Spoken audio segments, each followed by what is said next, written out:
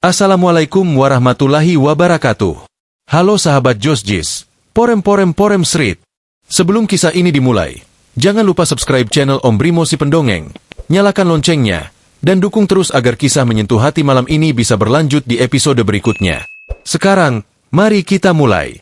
Di sebuah rumah kecil di pinggiran kota, tinggal seekor kucing berbulu putih bernama Si Putih. Sejak kecil, ia dirawat penuh kasih oleh majikannya, seorang wanita muda bernama Rani.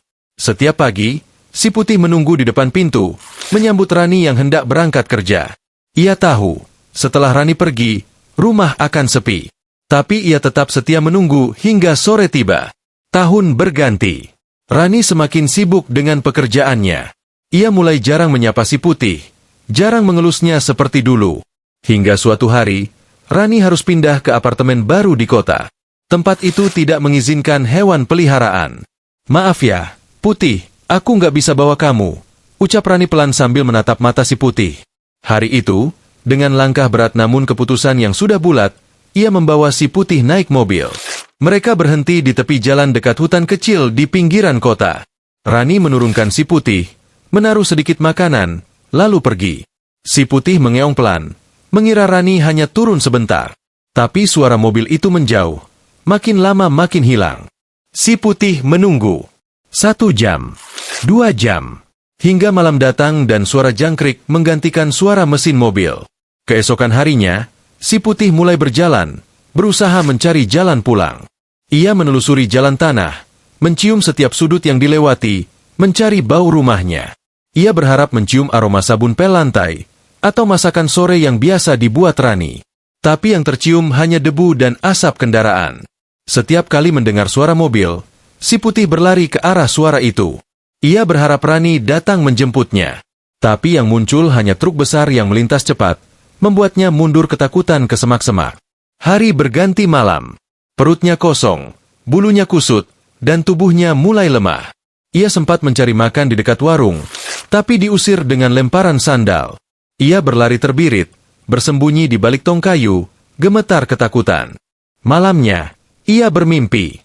Ia melihat rumahnya, bantal kecil di pojok kamar, dan tangan lembut Rani yang mengelus kepalanya. Ketika terbangun, ia kembali berjalan.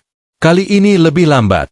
Ia menatap jalan bercabang, menengok ke kanan dan ke kiri. Tidak tahu harus kemana. Ia mengeong, berharap ada yang menjawab. Tapi hanya angin yang lewat, membawa suara samar yang entah dari mana. Langkahnya goyah. Ia terus berjalan sampai akhirnya berhenti di bawah pohon besar. Ia menatap langit yang memerah, lalu berbaring pelan.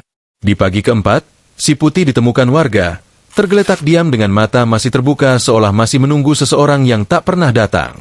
Mereka menguburnya di bawah pohon itu. Anehnya, beberapa minggu kemudian, bunga liar tumbuh di tempat ia dikuburkan. Sementara itu, di tempat lain, Rani pulang kerja dan melihat seekor kucing liar di pinggir jalan. Mirip sekali dengan Si Putih. Ia berhenti sebentar, tapi kucing itu lari menjauh. Malamnya, Rani bermimpi. Dalam mimpinya, Si Putih datang, duduk di pangkuannya, mengeong lembut seolah berkata, "Aku cuma ingin pulang." Sejak malam itu, Rani berubah. Ia mulai belajar bahwa kesetiaan makhluk sekecil kucing adalah anugerah besar yang tidak boleh dihianati.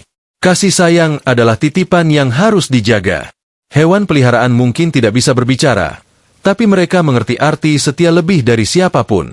Jangan pernah membuang yang tulus, karena di mata Tuhan, kasih tanpa pamrih dari makhluk kecil pun punya nilai yang sangat besar. Sampai jumpa di kisah berikutnya.